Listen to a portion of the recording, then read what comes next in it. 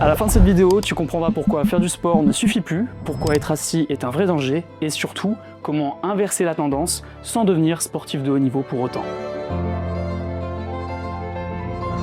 Imagine un objet, tu l'utilises tous les jours. Il est chez toi, au travail, dans les cafés, partout. Un objet banal, mais qui serait responsable de millions de morts prématurées chaque année. Cet objet, ce n'est pas la cigarette, ce n'est pas l'alcool non plus, c'est la chaise. Selon le livre La chaise tue, le problème n'est pas que nous ne faisons pas assez de sport, mais que nous restons beaucoup trop de temps en position assise. Et le plus inquiétant, c'est que même les gens qui font du sport sont concernés.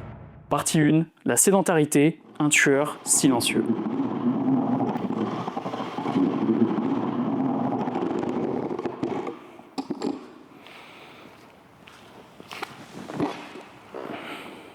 Le corps humain n'a jamais été conçu pour rester 8 à 10 heures immobile, même si on vient compenser avec une séance de sport à la fin. Alors attention, une activité physique comme la musculation, ce sera excellent pour la santé. Et ce sera bien sûr toujours mieux que de ne pas en faire. Et surtout, ce qu'il faut savoir sur la sédentarité d'un point de vue chiffre, c'est que 3,2 millions de décès par an sont attribuables au manque d'activité physique. Et c'est pas tout, elle augmente aussi de 20 à 30% le risque de décès prématuré. Mais faire 1 heure de musculation par jour puis rester assis 8 heures, ce n'est pas suffisant pour être en bonne santé. Car on peut très bien être sportif et sédentaire. Moi-même, il y a 2 ans en arrière, j'étais considéré comme sédentaire, alors que je suis coach sportif et que je faisais 6 séances de musculation par semaine. Pour mieux comprendre la sédentarité, définissons-la.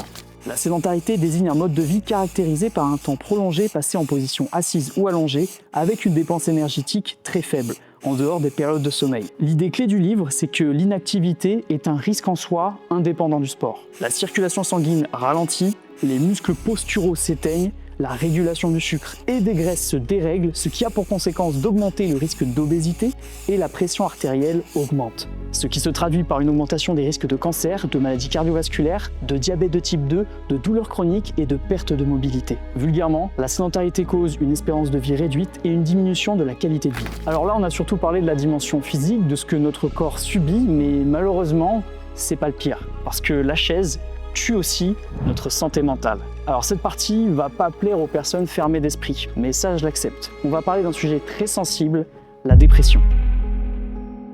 Il y a une corrélation évidente entre la sédentarité et le fait de souffrir de dépression. Je pose les bases, je n'ai jamais été concerné par ce problème. En revanche, je suis coach sportif et j'ai pu accompagner plus d'une centaine de personnes, parfois certains profils souffrant de dépression. En combinant les textes de ce livre et mes connaissances, voici ce que je peux te dire. Il y a des environnements et des habitudes qui sont propices à la dépression et à la continuité de celle-ci. Pour te sentir bien, tu as besoin d'une forme de starter pack version santé.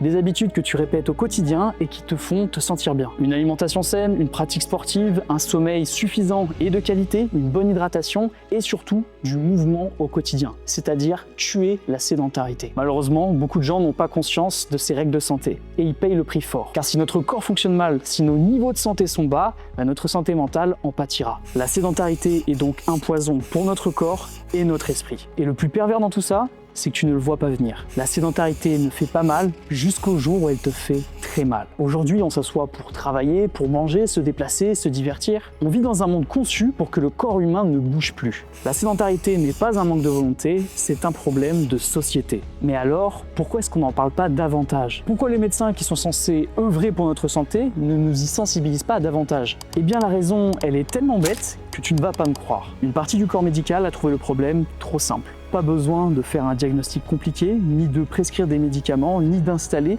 des machines sophistiquées. Et pour une partie des médecins toujours à la recherche des derniers progrès de la science, c'est déstabilisant. En fait, ce serait trop simple de dire aux gens que c'est la chaise le problème et que juste marcher pourrait améliorer les choses. Et malheureusement, en France, on est en retard sur la santé. Comparé à certains pays en Asie qui appliquent déjà des méthodes pour sauver leur population des dangers de la sédentarité. Justement, voyons ces fameuses méthodes. Partie 2, le remède au virus de la sédentarité. Ce ne sont pas les grosses séances de sport qui comptent le plus, mais la fréquence des mouvements tout au long de la journée. Bouger souvent est plus important que bouger intensément. Pour lutter contre la sédentarité et tous les problèmes qu'elle comprend, la marche semble être la meilleure option.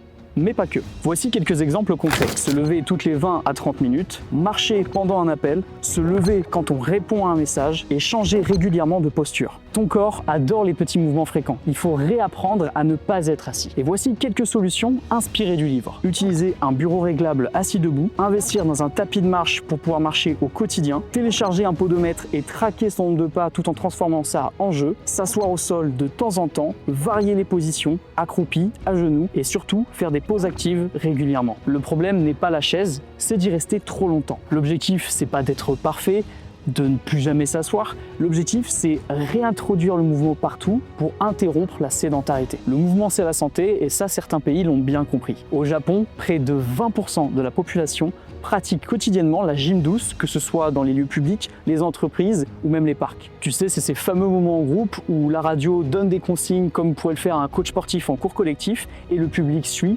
tout en suivant le cours. Alors ça peut être des petits sauts, des étirements, des rotations, mais ça d'un point de vue santé, pour la population, c'est idéal. Et ce dispositif, il est très répandu dans les grandes entreprises qui ont bien compris qu'il y a une corrélation entre la santé et la productivité. Le gouvernement et les médias ont insisté pour implémenter cette pratique qui est devenue une norme acceptée, mais surtout valorisée. Mais la question que je me pose, c'est pourquoi nous en France, on a juste le droit à des affiches qui nous disent de faire 30 minutes de sport par jour. Donc la question que je me pose, c'est que fait véritablement le ministère de la Santé? Car il faut comprendre que c'est pas normal d'avoir mal partout, d'être tout le temps fatigué, d'être stressé et de se sentir mal. On nous a dit que c'est ça la vie quand on est un adulte qui travaille, mais la question c'est qui nous a vendu cette vision? C'est entièrement faux. Pour reprendre mon exemple, je t'ai dit en début de vidéo que j'étais considéré comme sédentaire il y a 2 ans. Car effectivement, étant créateur de vidéos et coach sportif en distanciel, je travaillais depuis chez moi et tout ça, je le faisais assis sur une chaise. Mais un jour, j'ai acheté un tapis de marche et un bureau assis debout. Et je me suis mis à sortir marcher davantage également. Et ça a littéralement changé ma vie.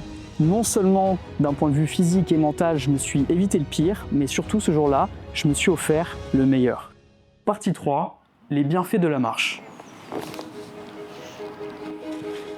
Quand on est sportif et non sédentaire, comme on l'a vu, on évite beaucoup de problèmes de santé. Mais surtout, on découvre une nouvelle façon de vivre. Et comme il est dit dans le livre, nos meilleures idées viennent souvent des moments où on réfléchit en marchant. Souvent, quand j'ai un problème, c'est vrai que j'ai le réflexe naturellement d'aller m'aérer en marchant. Et là, bam, j'ai des nouvelles idées qui viennent, j'ai de nouvelles perspectives et des solutions. Car si les plus grands penseurs comme Aristote marchaient pour développer leurs idées, c'est pas pour rien. Et on a aussi Nietzsche qui disait que seules les pensées que l'on a en marchant valent quelque chose. Donc être en mouvement multiplie notre créativité et notre productivité, notamment à une étape clé de la journée, après avoir mangé. Souvent la digestion, c'est le moment où c'est compliqué, on somnole un peu, mais le fait de marcher juste après manger offre une bien meilleure digestion au corps et permet d'avoir plus d'énergie et d'éviter les coups de barre. Et sur la partie physique, c'est presque encore plus fou. La marche, c'est une activité cardiovasculaire à faible intensité. Ça veut dire que ton corps va pouvoir se tourner vers le gras comme source d'énergie.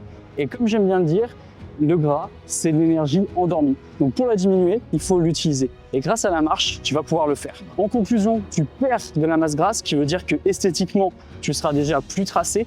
En plus d'un point de vue santé, c'est optimal. Mais surtout, la marche permet aussi de mieux récupérer. Donc d'un point de vue performance, ça n'en sera qu'optimisé. Donc je crois que maintenant, tu connais tous les bienfaits de la marche. Passons à la partie la plus importante. Conclusion, comment vraiment changer les choses? Alors tu n'as pas besoin de plus de discipline, tu as juste besoin de moins d'immobilité. La chaise ne te tue pas d'un coup, mais elle te tue lentement. Ce qu'il faut, c'est des petits changements qui, avec l'effet cumulé, te donneront des gros résultats. Commence par observer ton quotidien et profite de chaque opportunité pour bouger. Et pour la marche, amuse-toi à traquer ton nombre de pas et transforme ça en jeu. Car, garde ça en tête, chaque pas que tu fais est un pas de plus pour ta santé. Après cette vidéo, je t'invite à te lever, à marcher une petite minute et à recommencer souvent. Et si cette vidéo t'a appris quelque chose, partage-la, parce que le vrai danger, ce n'est pas d'être assis, c'est de ne pas savoir que ça l'est. Parce que ce sujet, il te concerne toi, mais aussi tes proches, ta famille, etc. Et d'ailleurs, petite dédicace à ma mère qui s'est mise à faire 10 000 pas par jour depuis un petit moment et que je félicite pour ça. Si cette vidéo t'a plu, n'hésite pas à lâcher un petit commentaire et un petit like pour soutenir mon travail. Et surtout, très important, prenez soin de vous mes athlètes. On se retrouve très bientôt sur YouTube. C'était Tristan.